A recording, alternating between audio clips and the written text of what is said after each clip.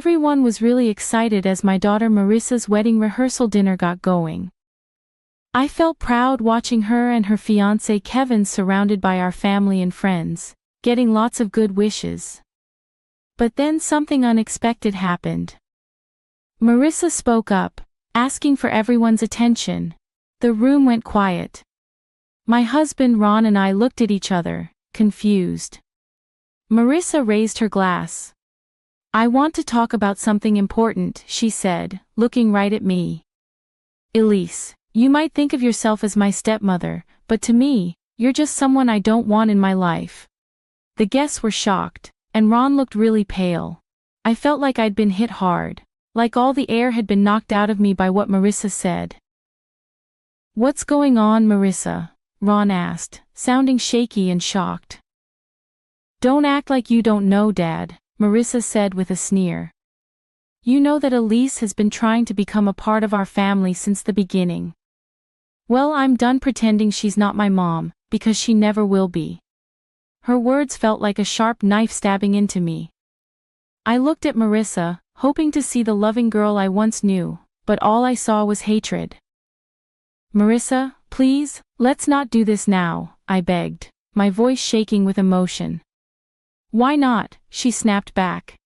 "This is my day, and I'll say whatever I want." Ron clenched his fists, trying to stay calm. "That's enough," he said firmly. "We're leaving." Marissa just smirked and turned away, leaving me to face the stares and whispers from the guests as we walked out.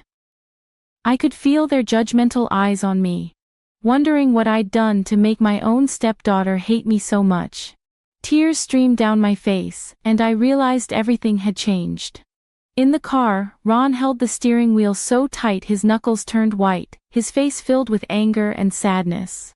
"I don't understand what's wrong with her, Elise," he said, his voice strained, "but I won't let her hurt you like this." I just nodded, feeling overwhelmed as we drove away from what should have been a happy night, now ruined. I wondered what had happened to the sweet girl Marissa used to be, and what this meant for our family. It's hard to say when Marissa started hating me. Maybe it was when I married her dad and became her stepmom, or maybe it started even earlier, influenced by her mom Clara. "Don't worry, honey," Clara had told Marissa, running her fingers through her hair.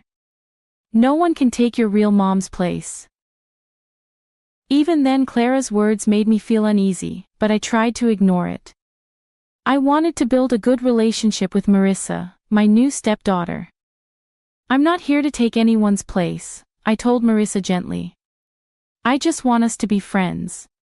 She nodded, but her eyes showed no warmth or love. It felt like there was a barrier between us. Fueled by her mom's hurtful words at first, Marissa was polite but distant. But as time went on, her true feelings came out. "Why are you always trying to get involved in my life?" she snapped one evening when I asked about her weekend plans. Ron gave Marissa a disapproving look. "Marissa, don't talk to your mom like that," he said. "She's not my mom," Marissa yelled, her face full of anger. "And I'm tired of her pretending she is." Then she stormed off, leaving me hurt by her harsh words. Ron could only shake his head, looking disappointed and resigned. After that, Marissa's dislike for me was obvious. She'd roll her eyes when I came into a room and make mean comments quietly. If I offered help, she'd reject it rudely, like she couldn't stand being around me. "You're not fooling anyone with your fake kindness," she sneered one day when I asked if she wanted a ride to her friend's house. "Marissa, stop it," Ron said, getting frustrated, but she didn't listen. It was clear Clara encouraged Marissa's hatred toward me. Whenever we saw her, she'd smile sweetly, like she was happy we didn't get along. "I don't know what you've done to make my daughter hate you," she'd say with a fake smile, her eyes filled with mean intentions. "But I guess you'll have to deal with the consequences." And deal with them I did. Marissa's hatred kept growing like a wound that wouldn't heal, making our family life miserable every day. But I didn't realize then that her hurtful behavior was just the beginning of something much worse. Marissa became even more manipulative and mean after she quit college without a plan for her future. She seemed determined to cause trouble in our lives, using our anger to get money and create chaos in our family. "Give me $5,000 or I'll tell everyone how terrible you've been as a stepmom," she said one day, trapping me in the kitchen. I was shocked. "Marissa, why are you saying this? I've tried my best to be good to you." "Forget it," she snapped. "Just give me the money and I'll leave you alone." I felt desperate as I realized how low she was willing to go. "I don't have that much money right now." "Then you better find it, unless you want everyone to know how bad you are." After that, it happened often. Marissa kept asking for more money, and her threats got worse each time I said no. Ron was stuck in the middle, trying to make both of us happy and wondering why his daughter was acting like this. "Please, just give her what she wants," he pleaded with me one night after another fight. "I can't handle all this arguing." But I knew that giving in would only make things worse. So even as Marissa's threats got scarier, I stuck to my decision. "You think you're so perfect with your job at the high school," she sneered. "Just wait until everyone sees who you really are." Her words scared me. I could only imagine the terrible lies she might spread, ruining my reputation with my coworkers and the students I care for. Through everything, Clara was always there, silently supporting her daughter's mean actions. "You get what you give, Elise," she'd say when she visited, making me feel even worse. "Maybe if you were a better stepmom, Marissa wouldn't act like this." Her words hurt so much, making me feel angry, betrayed, and lost. But in the middle of all this chaos, I started to feel determined. I couldn't just sit back and let Marissa and Clara keep hurting us. If Marissa wanted a fight, she'd get one. It was time to stand up for myself and my family. I needed to show everyone the truth about Marissa's cruelty, even if it meant doing things I never thought I could do. From then on, I promised myself I'd do whatever it took to keep my family safe, even if it meant doing things I never thought I'd have to do. As Marissa's wedding day got closer, she kept asking for more and treating me worse. It felt like she enjoyed making me suffer, testing how much I could take before I broke down. "I need $3,000 more for my dress alterations," she said one evening, not even saying hello as she came into the living room. Ron looked at me, begging me to give in, but I couldn't take it anymore. "No, Marissa, I've had enough," I said, feeling furious. "You ungrateful child. Your dad and I have done everything for you, and this is how you treat us." Marissa laughed, making me even angrier. "You're not fooling anyone, you're just a sad, insecure woman trying to buy your way into our family," she said. Her words hurt, but before I could say anything, she said one more thing. "You think the school wants someone like you?" Marissa said, her voice dripping with malice. "Just wait until they find out about your drinking problem." I felt sick to my stomach. Marissa was planning to ruin my career and reputation with lies. "Marissa, stop it!" Ron yelled, furious, but she just smirked, enjoying the mess she made. In that moment, something changed in me. I felt determined to stay strong against all the hurt and anger. "I'm done being a victim," I said, my voice firm and steady. "Leave and don't come back until you can act like a decent person." Marissa looked surprised by my defiance at first. But then she smirked and leaned in close. "You'll regret this," she whispered, her breath hot on my face. With those words, she stormed out, leaving a tense silence behind her. Ron looked at me, seeming lost. "I'm sorry, Elise. I don't know what's wrong with her," he said, rubbing his temples. But I knew this wasn't sudden. It was years of Clara's influence. As I thought about Marissa's threats, I felt determined. She thought she could ruin my life with lies, but she was wrong. If she wanted to fight, she'd get one, and I wouldn't play by her rules. Marissa's threats kept replaying in my head, making me more determined to expose her true self before it was too late. I knew I couldn't rely on Ron for help. His love for his daughter made him blind to her cruelty, so I had to handle this on my own. That's when Derek came into the picture. He used to be Marissa's boyfriend before she changed. We ran into each other at the grocery store and we started talking. Soon, everything started to make sense. "She's not who you think she is," Derek told me, looking regretful. "She lied to me about you and Ron." I felt really scared when he told me about all the bad things Marissa did. Marissa made up stories about me, saying I was trying to control their family and that Ron was mean to them. He believed her because she seemed so sure and angry, but he only realized she was lying after we broke up. As he talked, I started to see how sneaky Marissa really was. She made up lots of lies to make everyone think badly of me. Her mom, Clara, was the one behind it all, like she was controlling everything. Behind the scenes, Derek told me that Marissa's mom has been poisoning Marissa's thoughts about you from the very beginning.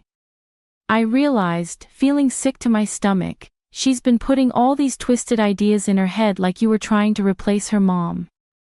Everything suddenly made sense. I had been the target of their mean plan all along, made out to be the bad person in their story. But Derek didn't stop there. He said Marissa's getting married for the wrong reasons, not because she loves Kevin, but because she wants his money and status. "Marissa doesn't really care about Kevin," Derek said with a laugh. "She's just using him to get what she wants. When she's got what she needs, she'll leave him and find someone else." His words shook me to my core. I had always had a feeling that Marissa didn't truly care, but hearing it so plainly was hard to take. After Derek left, my head was spinning with everything he said. I've been letting Marissa and her mom control everything for too long, but now armed with the truth, I knew I had to do something. It was time to stand up to them, to show everyone what was really going on.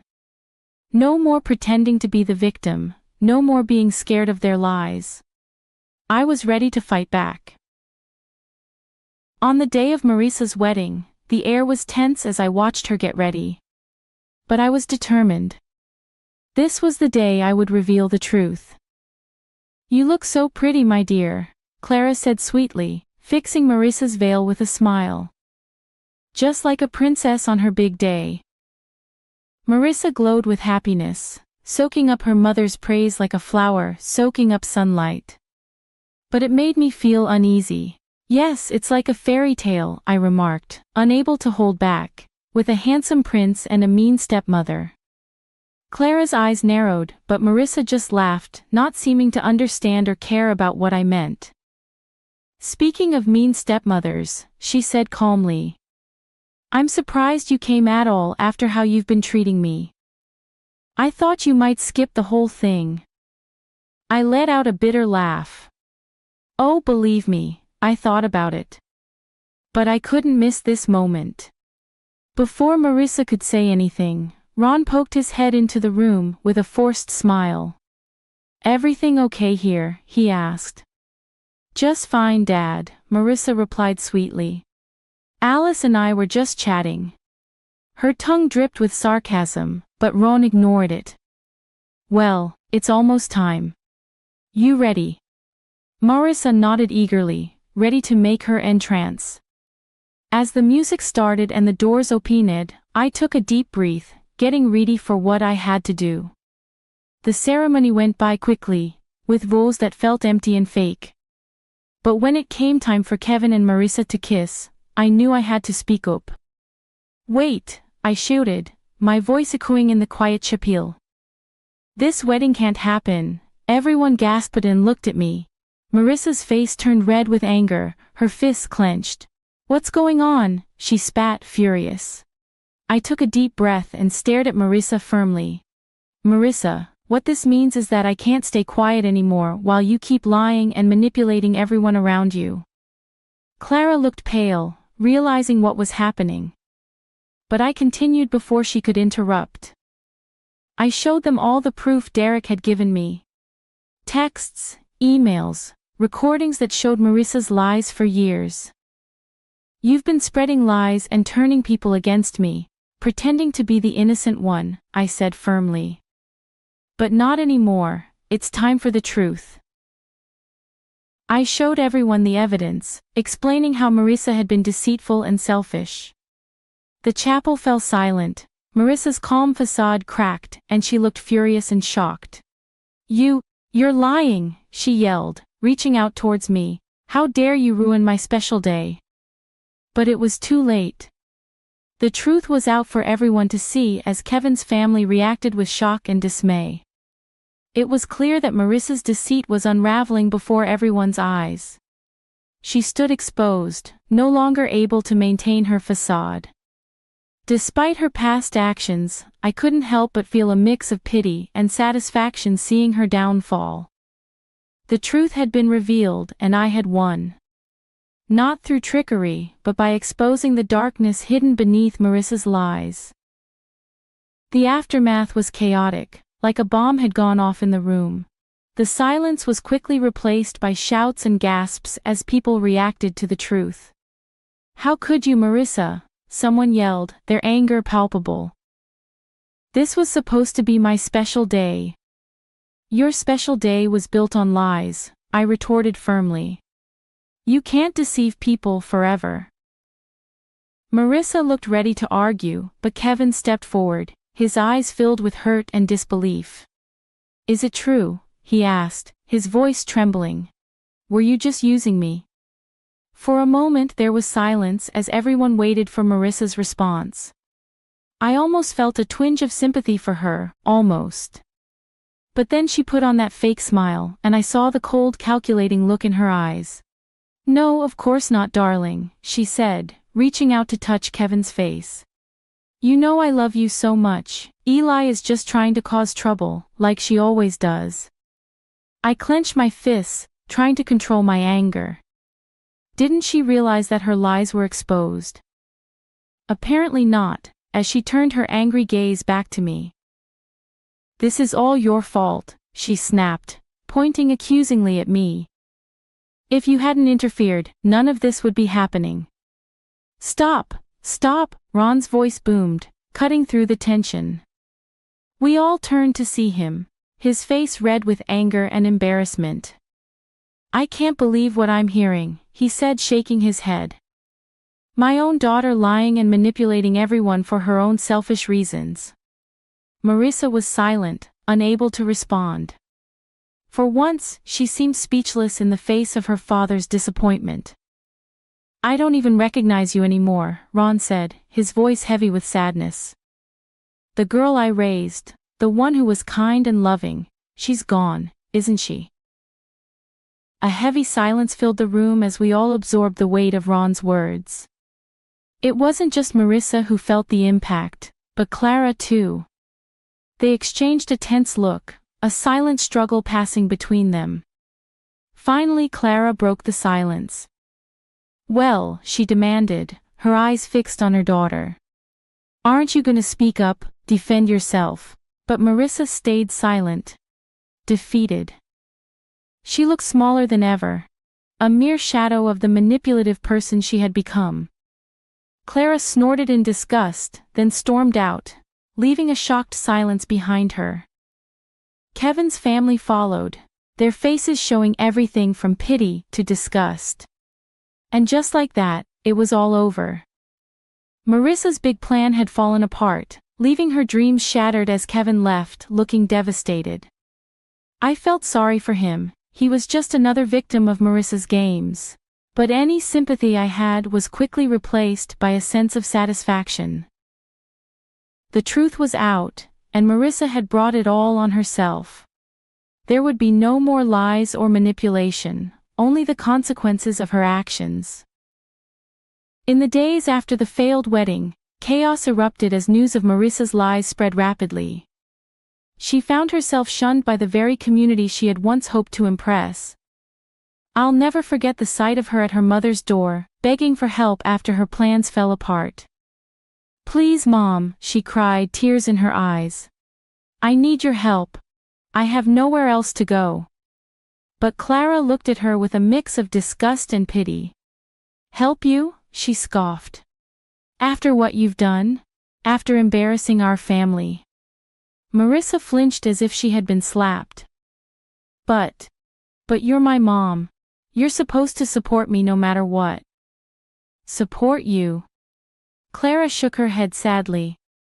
You don't understand, do you? There's no support left. You've pushed away everyone who cared about you with your selfishness and lies. Her words hit Marissa hard, like a punch to the gut. I could see the realization dawning on her face, the weight of her loneliness settling in. You don't mean that?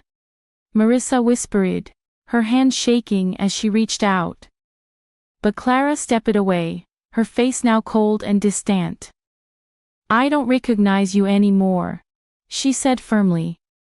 The daughter I knew wouldn't have done what you did. You made your choices, Marissa. Now you have to face the consequences. With those final words, Clara turned and walked back inside, leaving Marissa alone on the doorstep, utterly broken. In the weeks that followed, I saw Marissa's once proud demeanor crumble under the weight of her own actions. The places she used to frequent, fancy bars and high-end stores, now treated her with scorn. Whispers followed her wherever she went, even her friends deserted her, not wanting to be linked with her disgrace. Through it all, Ron and I stayed strong, our bond growing stronger as Marissa's world fell apart. I'm sorry it had to end like this, Ron said quietly one evening as we watched Marissa walk by, looking defeated. But you were right. She did this to herself. I didn't say anything, just squeezed his hand gently. Words felt insufficient in the face of such a painful situation. As things settled down and our community began to recover from Marissa's lies, Ron and I received an outpouring of support and gratitude. The families we had helped, the students I had taught. They all came together to thank us for standing up against the manipulation and lies that had threatened to tear us apart. In those moments of connection, witnessing human kindness and resilience, I found a newfound peace and purpose that I had been missing during Marissa's tumultuous reign. She tried to tear me down, but it was her own selfishness that led to her downfall, revealing the emptiness beneath her facade. Ron and I would move forward stronger from the experience. If our story could encourage others to stand against manipulation and embrace honesty, then perhaps something positive could come from Marissa's downfall.